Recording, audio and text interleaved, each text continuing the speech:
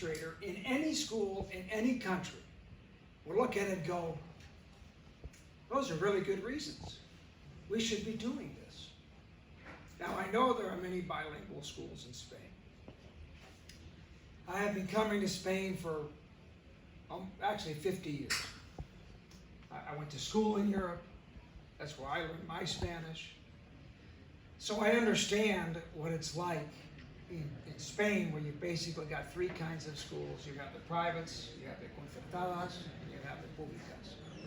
And how the escuelas públicas, how they make decisions in terms of what they teach, very different than what concertadas and what the privadas do. It's a different process, I know this. But at the end, it still comes to administration. So, 100 billion. There's 100 billion neurons in your brain. Now, how much is 100 billion neurons? Let's think about that. What does that mean? Well, if one neuron were one grain of sand, so think, you have 100 billion, how much would that be? Well, 1 kilo of sand has 16,000 grains of sand. So to get to 1 billion grains, what do I need? How much is it going to weigh just for sand?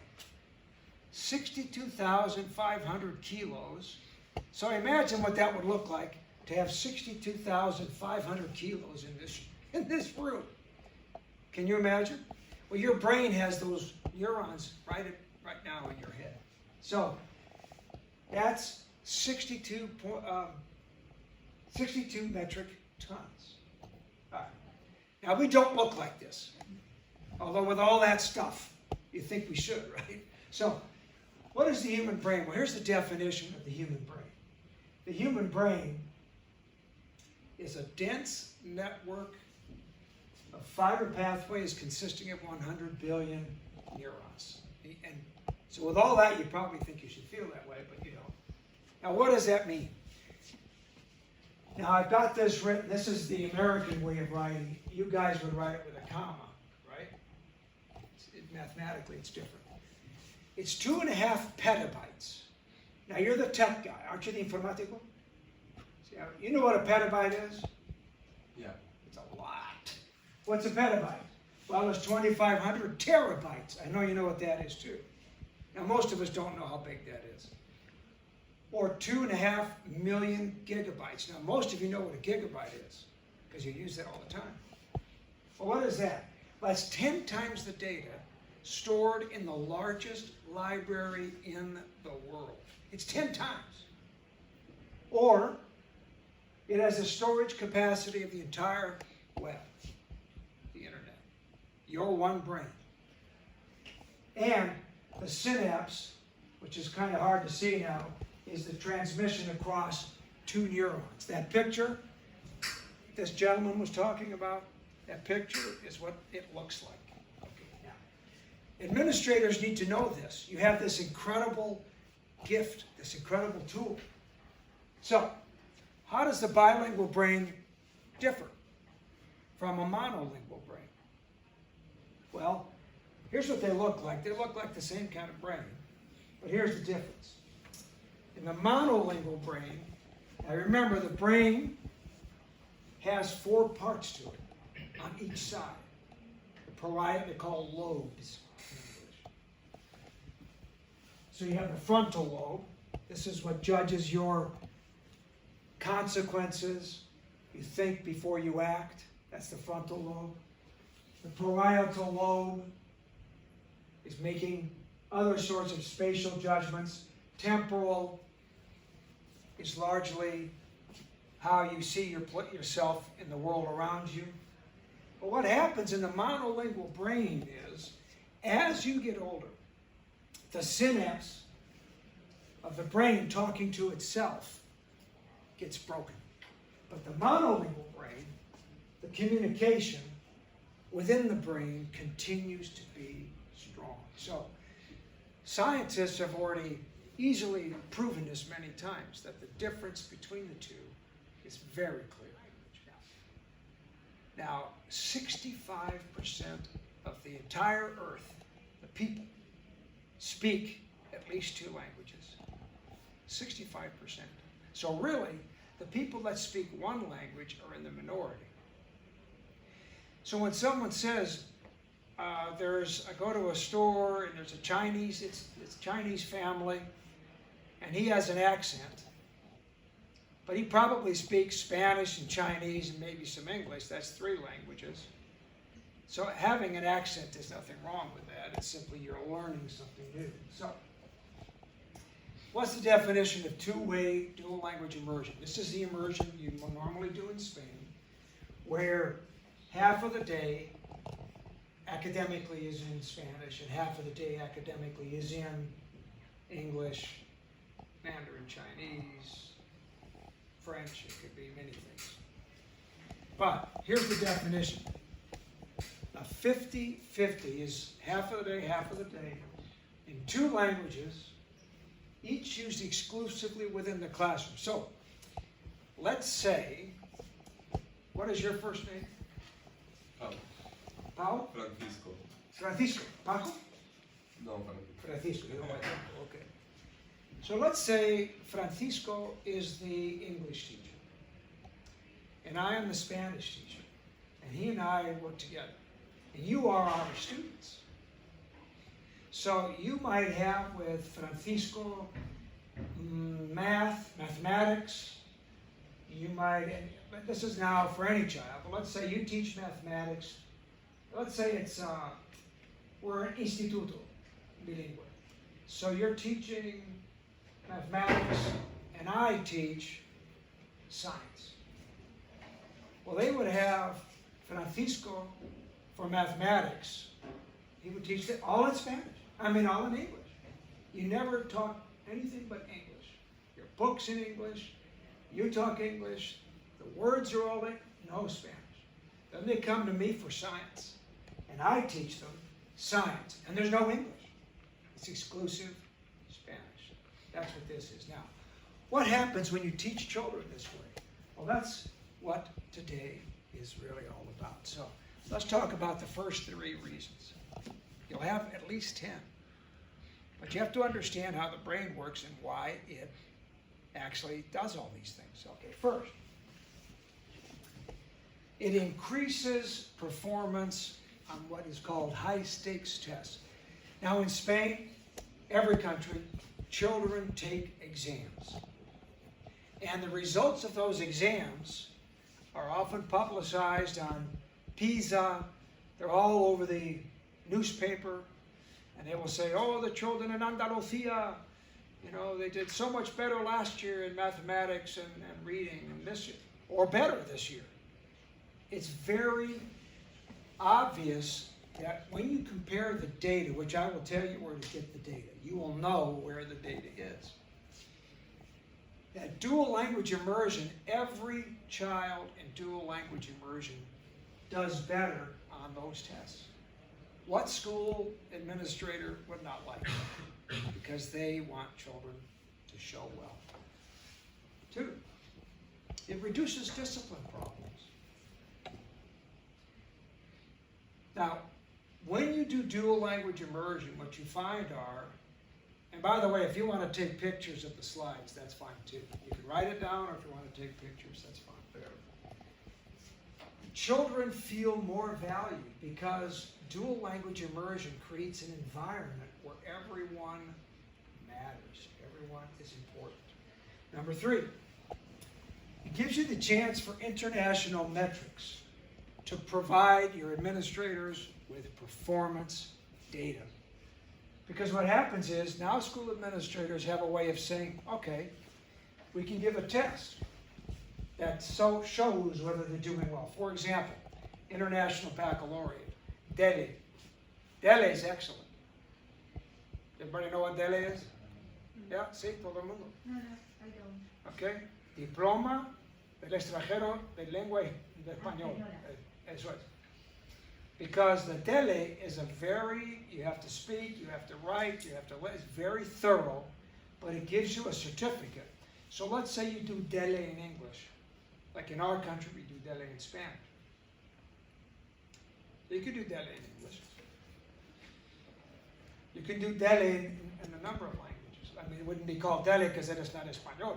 But there's international tests you can take, and what it provides is a certificate of bilingualism, so that you can actually show your employer, because if you go to an interview for a job, and the employer says, well, are you bilingual? And you say, yes, I'm bilingual. Well, how do you prove it? This proves it. International Baccalaureate, we all know Bachillerato Internacional. Of course, you have to have a language A and a language B. You take tests. But dual language immersion, the children always do better with dual language immersion. Okay, 3 more reasons, 4, 5, and 6. Reason number 4. Most schools, if you talk to children and you ask them, tell me the truth. Do you feel like one culture is more important than the other cultures at our school? Most children will tell you, in most schools, yes. But you may have a school like we do here in Spain, many schools, where you have children from many, many countries. And I will tell you, as I said at the beginning, all cultures are important. There really is, in my opinion, and in the children's opinions, and really in yours. You don't want to be part of an organization where you feel like your culture, whatever you see your culture to be, as less important. Dual language immersion makes the sense that all cultures matter, and the students feel comfortable, they feel valued. Now, the terms diversity. Yes, if you were here yesterday for the session in the Aula Magna, yesterday afternoon, if you weren't, that's fine. I'll tell you what was said. What they said there was, they used the term equidad, right? So equity, diversity, and inclusion. We want all of our students to feel like they're part of it. We don't want it so that you feel like you're part of it. Francisco feels like he's part of it, but he feels like he's not important. So what happens if a student feels apartado? If he feels apart, what happens to that? Do they learn as much as the students who feel included? The answer is no. The research is very clear, and I'll give you the research on that in a moment. When children feel pushed aside, they don't learn.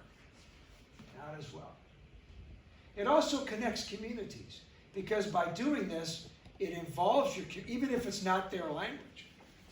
So let's say you have a new Ukrainian community. It's possible now. You've got large Ukrainian population. Now, it depends on where you're from, of course.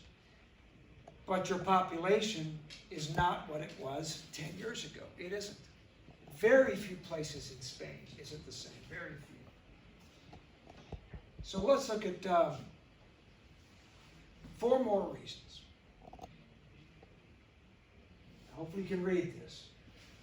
This is really incredible. The dual language immersion with that brain that is now talking to itself can think and handle complex skills by operating in 2 language systems. And I'm going to give you a quick story. So, I was the principal of a dual language immersion school for many years. It was one of the top performing schools. The school I was the principal of was named by the Embassy of Spain in the United States as the top middle school in North America. And the reason was dual language immersion. So, here's the story. So I had, as the director, the director de escuela, we had classes now this is all taught in Spanish, like Francisco was teaching only in English and I was teaching only in Spanish. We offered chorus, theater, art, physical education, all mathematics, all science, all social studies, and of course, Spanish language. all in Spanish. So I put the best teacher I had teaching the best students I had science in English. And then I had a young lady who was a teacher that I recruited from Spain, like my wife was talking about. And she was from Malaga. She was a boquerona. So she was great. Emilia, and her husband's a policeman, great guy. Well, she was really good. And she taught the same science all in Spanish. She never spoke English. The kids never saw words in English. And all of the terminología, all the terminology was Spanish. So guess what? This is 8th grade. And in Florida, one of the big tests you take is science in 8th grade. And there were people that said, Samore, está loco, you're crazy. These kids are going to take a big test in English. It's all in English, but you're teaching them all in Spanish. And I said, I know how this works. They will do better. Oh, that's una estupidez. It's crazy. I said, no. Now, this is 2 good teachers with the best students I have, all in Spanish, all in English. So the test comes. And the results come back. And who did better on the Florida science test, all in English? Who did the best? The students in Spanish. Why? Because of this. By learning, because then they go to Francisco's class for English, and they're using 2 languages, and it changes how the brain functions. It changes everything. Now, it also expands cognitive dexterity. That's how quickly you can jump from thought to thought. And problem-solving skills. This has been proven again and again and again. That when you can have a child who's working in 2 languages, and that could be Spanish and Mandarin. It could be Spanish and Ukrainian. And see, that's the beauty by having your students from other countries who are coming here. They're going to be learning 3 languages. That's great. Even better. But it increases what it does. Remember I said there's lobes? There's the one I didn't talk about was the occipital lobe, which is back here. You have parietal, frontal, all of those lobes. All that going back and forth with 2 languages, it increases the activity so they can consider alternatives. They can say, well, that might not work, but what about this? That's from using 2 languages in an academic setting.